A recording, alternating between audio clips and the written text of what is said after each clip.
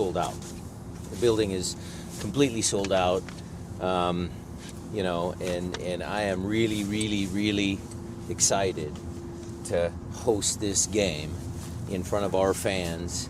And, you know, north of what, 69, 70, 71, 72, who knows what the final number is going to be. But I'm really, really excited about that. It's a, you know, just a great feeling to have our fans be able to watch an MLS Cup final here in Seattle. Number two, I want to also pump the brakes. I mean, I appreciated Matt's article this morning and some other things and the hype and whatever else.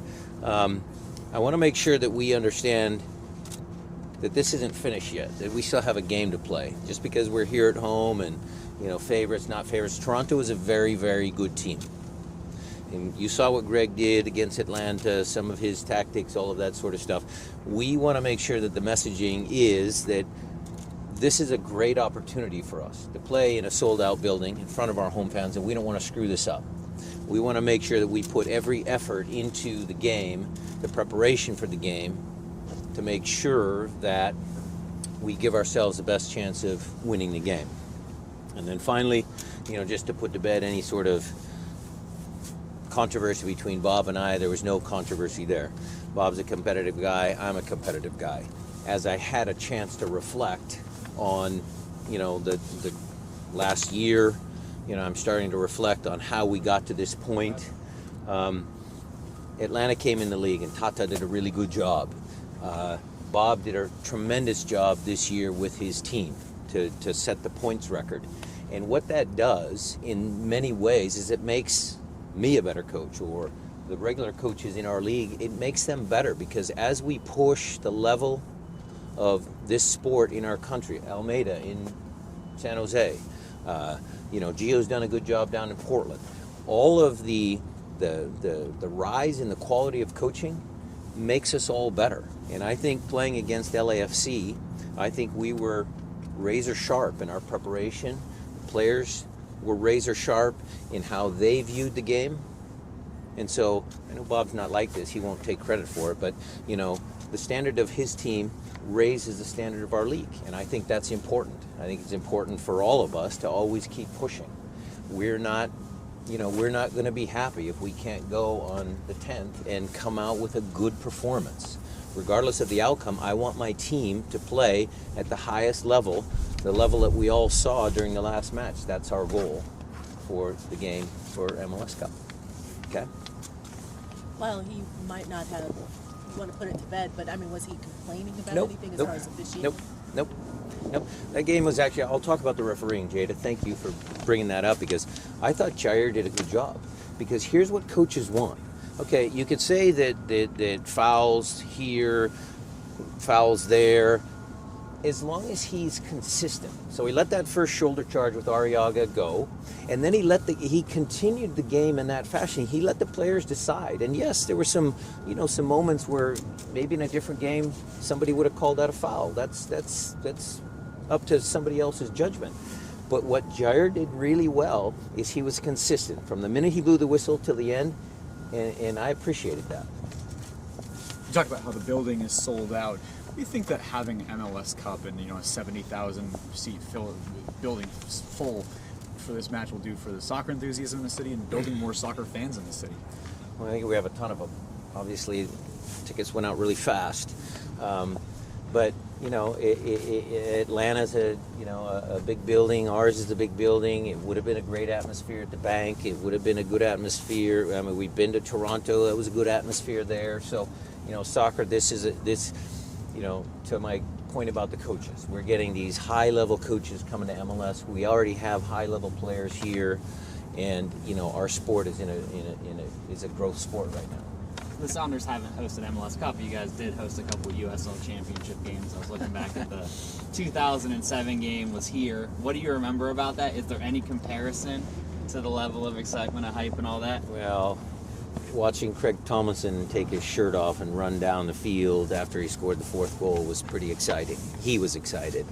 The fans here at Starfire, that used to be, you know, it still was even in MLS times, a fortress for us when we played Open Cup games there. So look, the enthusiasm of our fans, whether there's 5,000 over there or 70,000 over there, we've always had enthusiastic fans. We'd always have loyal supporters. So, again, the building, more people, more volume, more excitement. It's a bigger deal. We get it. Those days are fond memories, but this is going to be a big event. What is the growth of the scale? What does that say about it, though? I mean, 70,000 already sold out versus this. What does it say about how far you guys have come in, 12 years, I guess it's been since then? Yeah. Well, again, Matt, I would say that it's due to the growth of the league. I mean, we certainly came in a good time for us, the city of Seattle, when a couple teams were leaving, and stuff like that. So our growth was here in Seattle was a good moment in time. But then the league's overall growth, they're still adding teams. There's still a waiting list for teams that want to come into MLS. And so again, it just makes us a little bit more mainstream as far as the national sports, landscape. What do you say as far as the overflow? There's going to be a lot of people who are going to be upset that they can't get in. I mean, will they open up, T-Mobile and have seating there? Is there any kind of overflow plan? Jada, I have no idea about that. I'm sympathetic for the fans that couldn't get in the building, but I have no idea what we're going to try and do to accommodate fans. But I'm sure there'll be plenty of sports bars around that would love to have their business, and it'll be a great atmosphere in the neighborhoods. People at home watching, I know my mom will be watching, stuff like that. So, hey, Brian, you were talking about the Sounders, your place in the local Seattle sports scene. Pete Carroll showed you guys his win over LFC to the Seahawks. What does it say about where you guys are at? It's so awesome. I mean, Pete's a great guy. He's finding ways to motivate, to inspire, to do what he can do to, get his team fired up. And that's a massive compliment to our club to have Pete Carroll show that in front of his guys. I loved it. You get this, huge reward to be here at home for the finals, but, there's always the thought of also being added pressure. Is that something that you guys think about? Yep. Because I use that messaging against LAFC. Which team has the most pressure? Is it the home team that's expected to win, or is it the visiting team? Now, the one thing I would say about this game is you can throw some of that out because it's a final. The players are going to be up for it. But there is that subtle pressure, Nico, that might be there, and we'll have to address it. We'll have to get the players through it. We'll have to give them the tools that they can mentally overcome any sort of feelings of nervousness or whatever. But I'm confident that my team can do it because, look, we went down 1-0 to LAFC, and they figured out a way how to come back.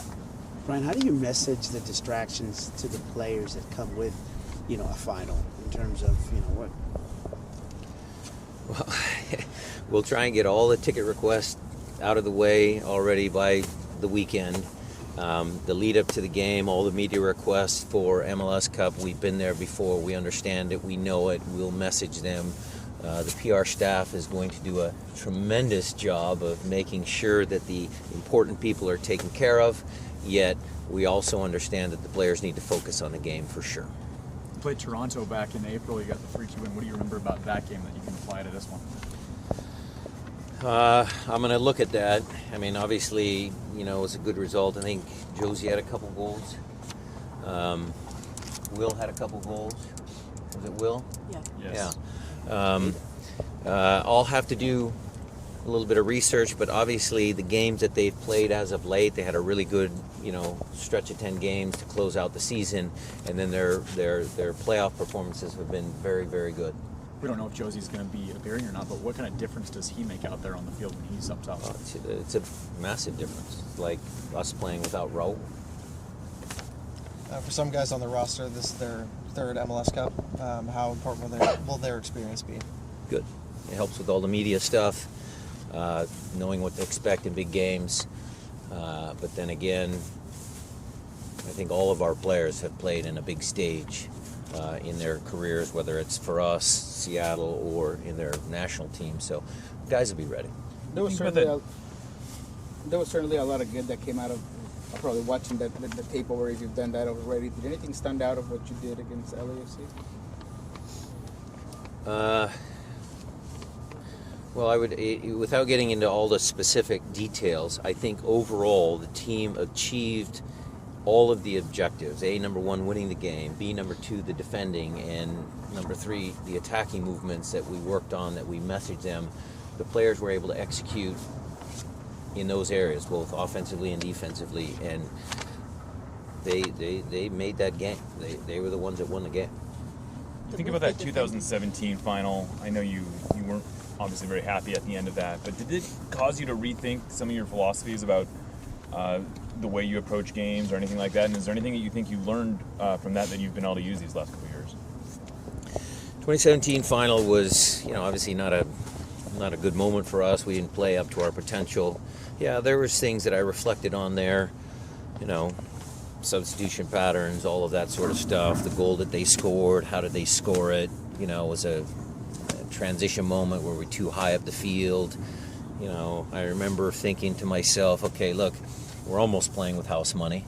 We went in there the year before and won. We can kind of go out there and let's see if we can't take it to them. I think I put an attacking lineup out there. And, you certainly learn from each game.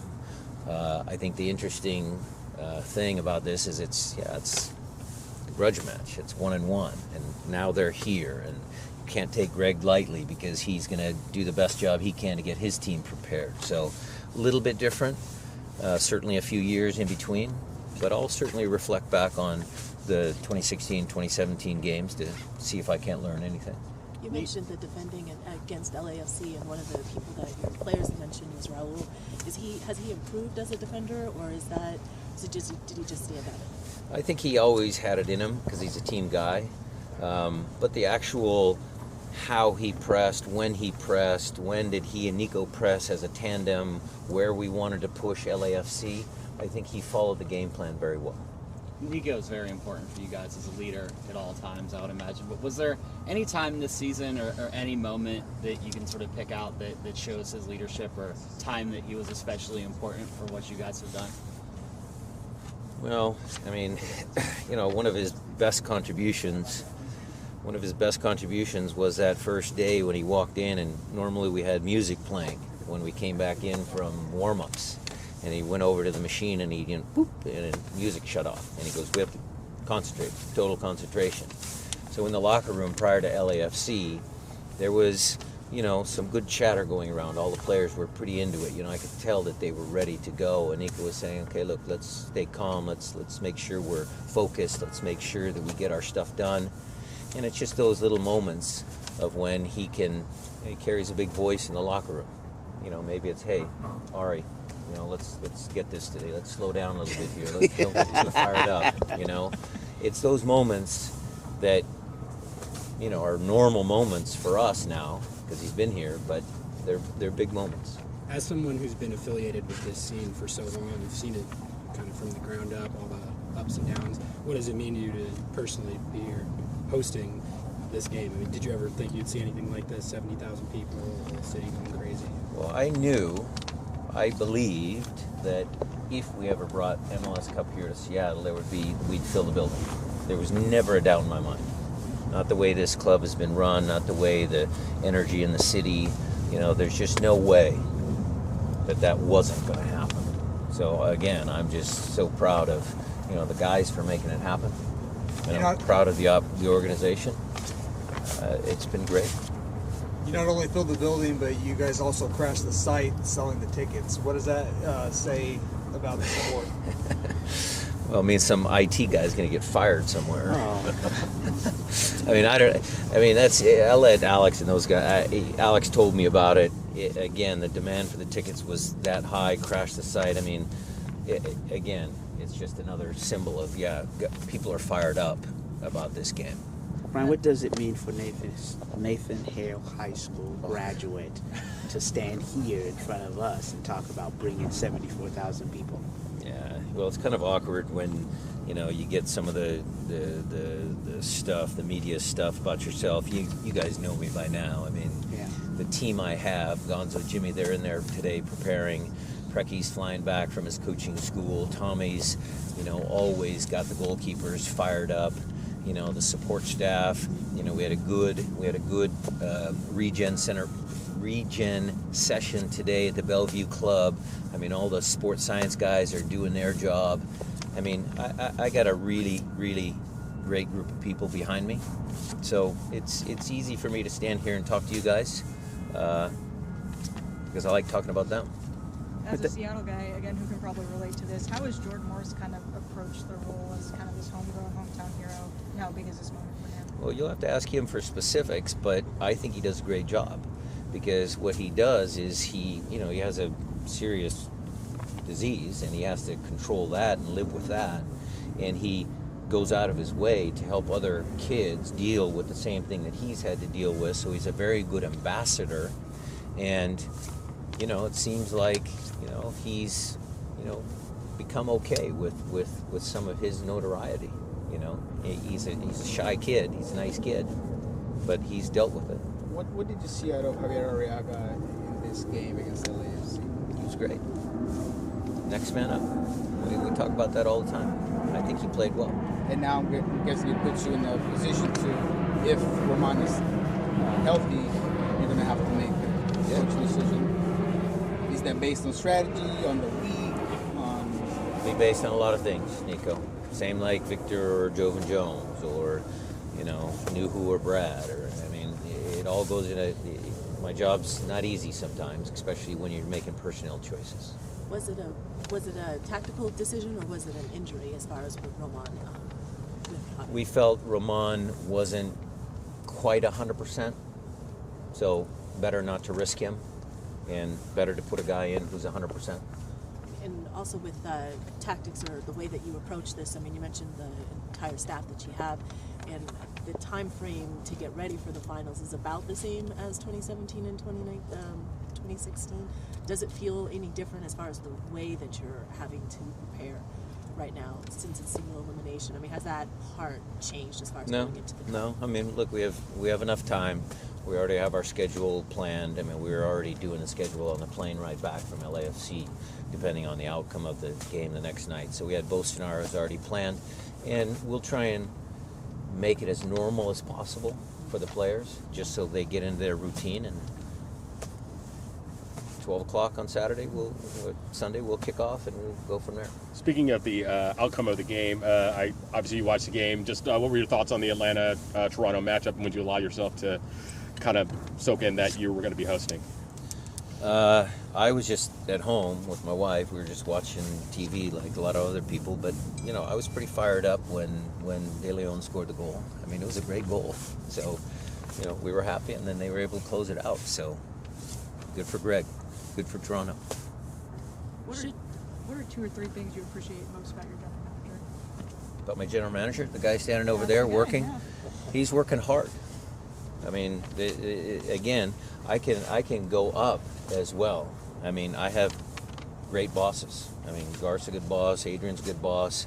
I mean, the whole organization, top to bottom, have done really, really good things since we've been around. And, I remember Adrian back in 2002, kind of taking over the USL team and then growing that. And then Garth coming on in 2015 and growing the club and the academy and all the success. So, I'm happy that I get to work with really talented people. You've mentioned paying attention to the other sports in the city as well. Is Garth as good a GM as the city has seen, considering all the different sports? Well, Garth's really, in the soccer world, he's got a really good reputation. I couldn't comment on, Ippolito and some of the other guys. I mean, I don't know enough information. What are you guys going to do if you win as far as the parade and the... I have no idea, Jada. Pump the brakes, pump the brakes, pump the brakes. Okay, we have a game to play, and I'm serious about this. We are not going to message any of that. We're here to play the best possible game, and then after that game, then we'll talk about that. Over the course of the week, how normal do you want training to be for these guys? Normal. I mean, the same. Gorgeous day out here. The grass looks great. Normal. Anything else, guys? Thank you. Thank Thank you. you. Thank Thanks, you. Brian. Thank Slide you. Garth right in here next.